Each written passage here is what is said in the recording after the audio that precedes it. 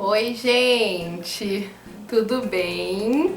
No vídeo de hoje vim responder para vocês algumas perguntas que foram feitas lá no direct do Instagram. Então, para quem não me segue, é @CamilaCapelin, e eu deixei lá uma perguntinha para vocês responderem, né? Sobre dúvidas da convivência da Paulinha do dia que ela chegou até hoje. Então, se você gosta desse tipo de vídeo, já deixa seu joinha aqui embaixo, se inscreve no canal se você é novo por aqui e vamos lá!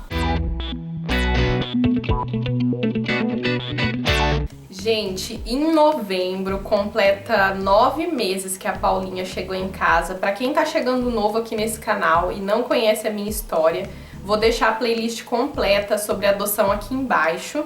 Mas resumindo, eu me tornei mamãe por adoção em fevereiro desse ano, né, de 2020. Foi quando eu recebi a ligação do fórum aqui de Bauru, que é da minha cidade. Desde então a gente estava em estágio de convivência, né, com a Paulinha, com a nossa filha. Ela chegou em casa com 2 anos e 9 meses, né, e hoje ela tem 3 anos. E aí eu vim tirar algumas dúvidas de vocês, que eu respondo muitas perguntas sobre como que tá a convivência, o que a gente passou e tudo mais. O estágio de convivência, segundo a justiça, né, o fórum já passou também. Vou deixar o link aqui embaixo na descrição do vídeo, onde eu explico certinho sobre o dia que a gente deu continuidade ao processo e passou pelo estágio de convivência, tá? Mas mesmo assim ainda tem muitas dúvidas a respeito e eu vou tirar elas aqui com vocês. Uma delas é sobre, essa daqui eu recebi muitas pessoas perguntando, que é se a Paulinha ainda pergunta sobre o abrigo, se ela ainda fala sobre o abrigo. E não, gente, ela nunca mais falou, até eu já fiz vídeo falando sobre isso, né, quando ela me perguntou, que eu fiquei sem reação. Se você tem alguma dúvida, vou deixar o link também para você acompanhar. E desde então ela nunca mais falou, nunca mais perguntou. O que aconteceu é que, como a minha cunhada tá grávida, né, a Gi tá grávida, então o que aconteceu? Que ela começou a me fazer alguns tipos de pergunta, como: ai mãe, eu nasci na sua barriga, sabe? Questionar o porquê o meu sobrinho, né, o meu afilhado, vai nascer da barriga e ela não. No caso, não nasceu na minha. Então, mas como eu sempre, desde o início, converso com ela abertamente sobre esse assunto, eu sempre falei sobre isso, e principalmente quando ela pergunta, eu conto sobre a história dela. Então eu meio que falo, filha, você lembra que a mãe te contou uma história, que teve uma mamãe que teve você na barriga, que depois você foi pro abrigo, aí a mamãe e o papai foi te buscar? E aí ela entende, ela dá risada, ela fala: ah, é verdade, mãe, verdade. Mas não sei se na cabecinha dela tá muito claro ainda, né, porque ela ainda é novinha, mas eu sempre deixo claro. A próxima pergunta é da mesma pessoa: você tem algum medo da adolescência da Paulinha por ser uma fase difícil para todos os jovens, principalmente para crianças que tiveram algum tipo de trauma e um passado difícil na infância? Gente, na verdade, assim, eu às vezes me pego pensando sobre isso, como vai ser a adolescência, até porque a gente sabe que é uma fase complicada.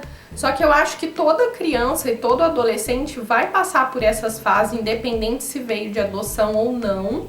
Agora, se teve trauma ou não, aí eu já não consigo, assim, assimilar certinho se realmente vai ter alguma diferença. Mas, e também não posso dizer que eu tô preparada, porque a gente não sabe o que possa acontecer, o que ela vai falar pra gente. Mas a gente dá o máximo de carinho possível, explica o máximo de coisa possível, e a gente espera que quando ela estiver nessa fase, ela entenda e que ela esteja do nosso lado, né? Porque fora isso não tem o que fazer, não tem muito o que fazer. Aí a pergunta: o que você está achando mais difícil na educação da Paulinha? Adoro o seu canal, também tenho muita vontade de adotar. Na educação, gente, eu acredito que essa é uma dificuldade que todos os pais têm, independente de que forma veio o filho. Porque, pelo menos, o que passa na minha cabeça e alguns pais que eu já conversei, próximos assim, é que é muito difícil você saber. Algumas pessoas falam que é correto colocar no castigo, algumas falam que é correto tirar as coisas da criança, tipo brinquedo, essas coisas. Tem gente que fala que é correto colocar no cantinho do pensamento, né, que também se torna um castigo. Então eu acho que é um assunto assim bem delicado, sabe? Que cada um acha que faz de uma forma. Vou falar pra vocês que eu já tentei de algumas formas diferentes, já tentei o cantinho do pensamento, já cheguei a falar isso aqui alguma vez, já tentei guardar brinquedo que ela gostava, mas é fases e é momentos, por exemplo, sabe? Por exemplo, tá fazendo birra, tá fazendo alguma coisa. Provavelmente é horário de sono, é horário que tá cansado, entendeu? Ou por algum motivo. Por exemplo, esses dias ela tava fazendo birra porque eu entendi que era porque a gente tava ficando muito tempo em casa. Peguei ela e levei no parquinho. Falei, vamos sair um pouco, porque eu já tava de saco cheio de ficar dentro de casa. Imagina uma criança. E ainda sozinha, né? Porque não tem outra criança pra brincar. Então é coisa de você ir se adequando. Agora, sobre gritar e ser sem educação, ela não é assim. Às vezes ela grita, mas a gente fala pra ela que não pode, tudo. E ela é uma criança, gente, ela ainda tá aprendendo.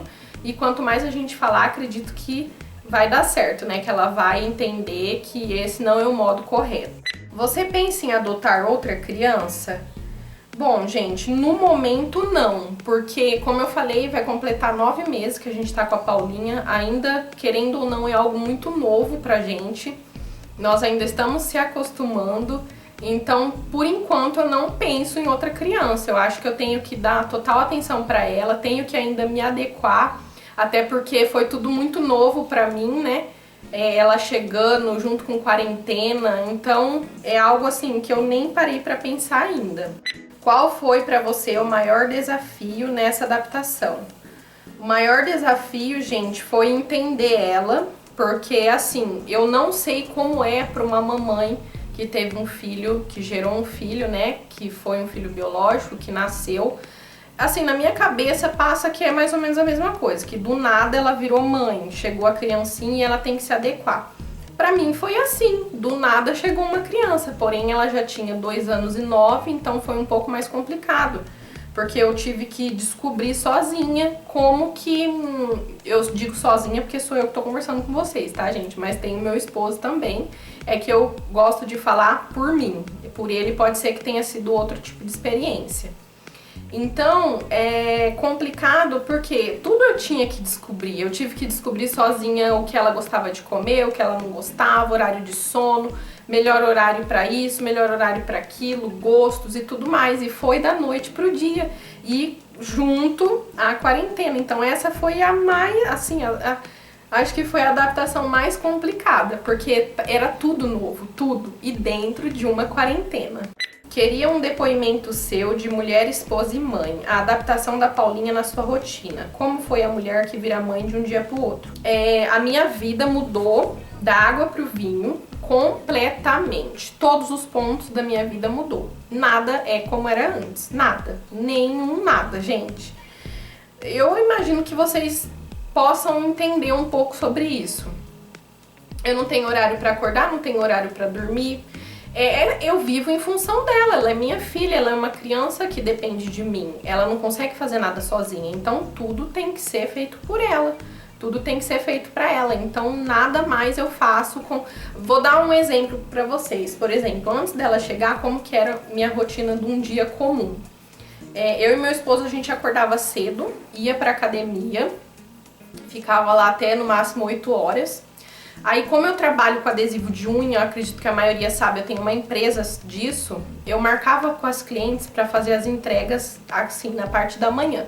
Então, entre 9 e 10 e meia, mais ou menos, eu levava esses adesivos e entregava para as clientes, junto com meu esposo. Nós dois ia de moto.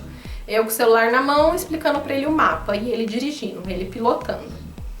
Chegava em casa, sentava na minha mesa de escritório e fazia adesivo, joia, adesivo de unha, do horário que eu sentava até a hora que eu aguentava, 6, 7, 8, 9, 10 horas da noite, dependendo a fase e o período da empresa, se as vendas estivessem boas ou não, eu tava sentado naquela mesa fazendo os adesivos. Como meu marido trabalha na parte da tarde e usa moto, então eu não agendava entrega nesse período. E quando agendava, que às vezes acontecia da cliente só poder de tarde, Ele ia de carro trabalhar e eu ficava com a moto. Então, às vezes de tarde eu saía para entregar, mas era bem difícil. Eu preferia agendar de manhã.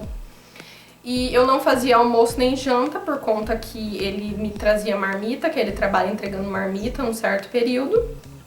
E pronto, gente, ele chegava de noite, ou a gente assistia alguma coisa, tomava banho, dormia e todo dia era assim.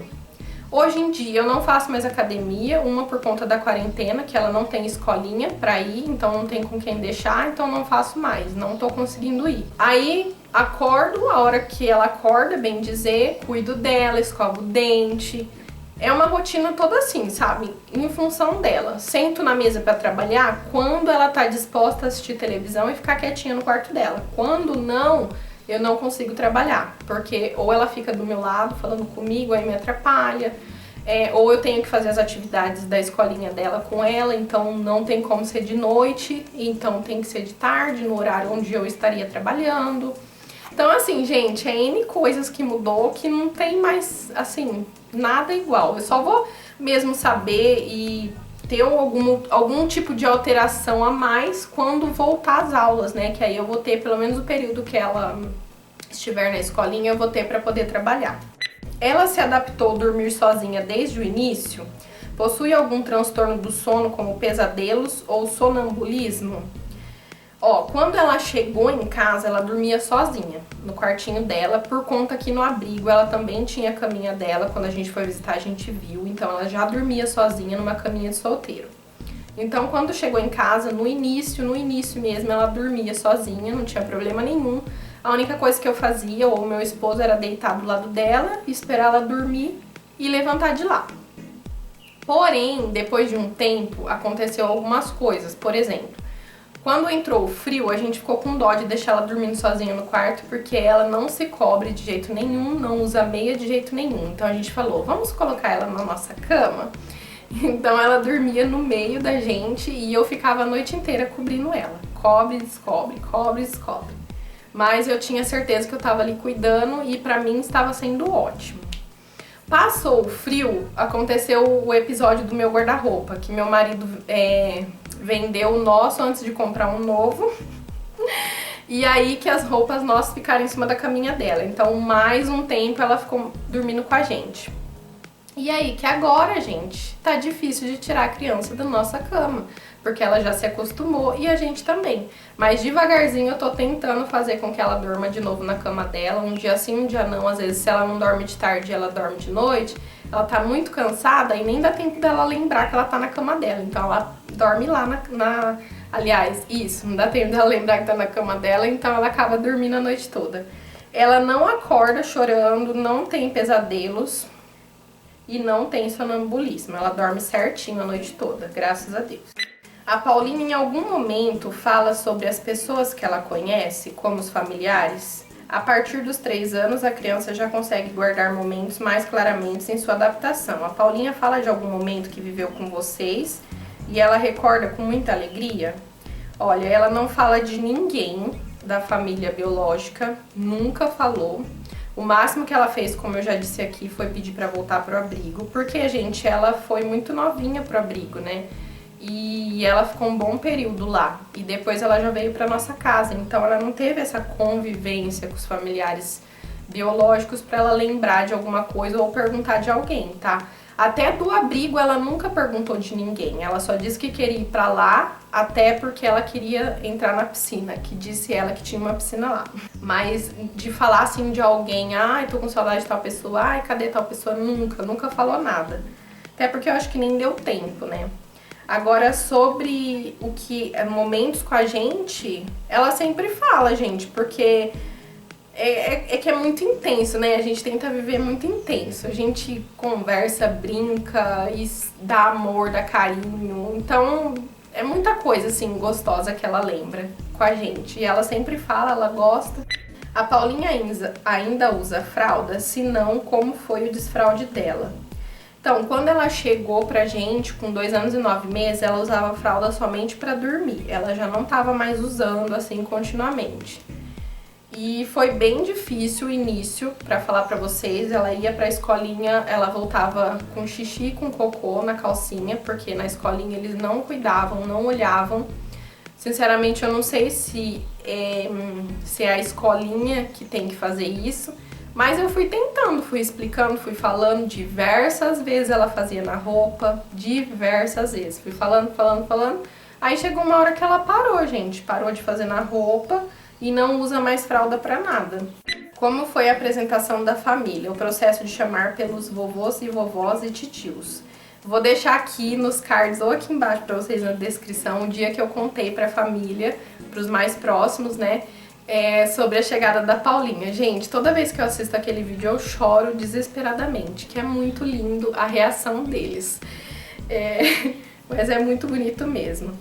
Então, a apresentação foi dessa forma, né? A gente fez uma surpresa e contou. Pra ela chamar todo mundo pelos respectivos nome ou parentesco, né? Vovó, primo, prima, foi muito fácil, muito rápido. Ela entendeu muito rápido.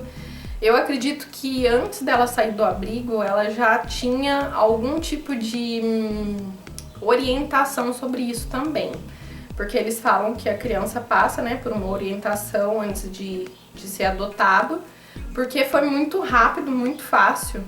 Aí tem outra que também é nessa relação, se ela demorou muito pra chamar a gente de pai e mãe. Gente, ela chamou no mesmo dia. O mesmo dia que a gente buscou ela no abrigo, que a gente foi embora, ela já me chamou de mãe e já chamou meu marido de pai.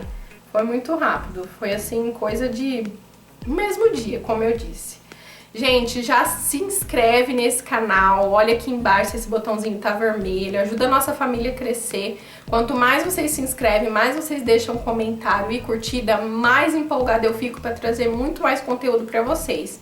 Então vocês com certeza estão me ajudando, estão ajudando a nossa família. E não paga nada, é muito fácil, é só clicar aqui embaixo no botão de inscrever-se. Caso você não tiver e-mail, se eu não me engano, dá pra se inscrever pelo Instagram, tá bom? E deixa o joinha pra eu saber que você gosta desse tipo de vídeo.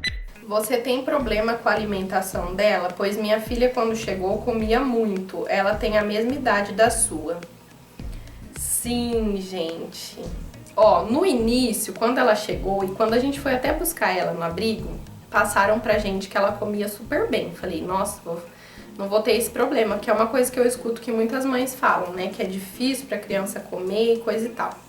Então, no primeiro mês, acho que 2 meses, foi tranquilo. Depois disso, gente, ela não queria comer por nada nessa vida. Até hoje, eu tenho bastante dificuldade pra fazer ela comer. Nossa, eu tenho que contar uma história, eu tenho que, sabe, pra ela entender que ela precisa comer. Então eu conto que ela precisa comer pra crescer, que ela precisa comer pra aguentar a aulinha dela de natação, que ela precisa estar forte, que ela é uma princesa e que ela precisa crescer com saúde. Ah, eu conto uma história, gente. Aí ela acaba comendo. E às vezes ela tem preguiça de comer também. Ela fala, ai mãe, me ajuda a comer? Algumas vezes eu até ajudo, pego o garfo e dou na boca dela, mas eu não tô de acordo com isso, porque eu acho que ela tem que aprender, ela tem que comer sozinha. Mas eu acredito que isso também é com o tempo que a gente vai conseguir acertar.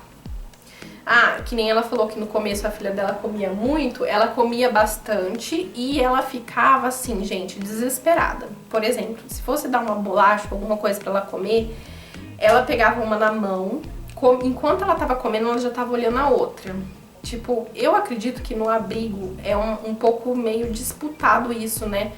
Não tenho certeza pra falar pra vocês, é o que vem na minha cabeça. De que lá eles não podem comer à vontade, cada um tem a sua quantidade, ou não sei, só sei que parecia que ela achava que ela não ia poder comer mais, entendeu? Então eu sempre falava, filha, pode comer a bolacha devagarzinho, porque se você comer rápido vai doer sua barriga. Aquele pacote de bolacha é inteiro seu, se você não vai comer ele inteiro hoje, porque não pode, que senão faz dodói. Mas você vai comer 1, 2, ninguém vai pegar seu pacote de bolacha, pode ficar tranquila. Então com tudo eu falava isso, entendeu? Eu fazia isso, e aí chegou uma hora que ela parou de fazer isso, agora ela come tranquila. Você percebe muitas mudanças no comportamento dela desde que ela chegou? Mas nossa, gente, hoje ela é outra criança do que ela chegou, mas outra criança.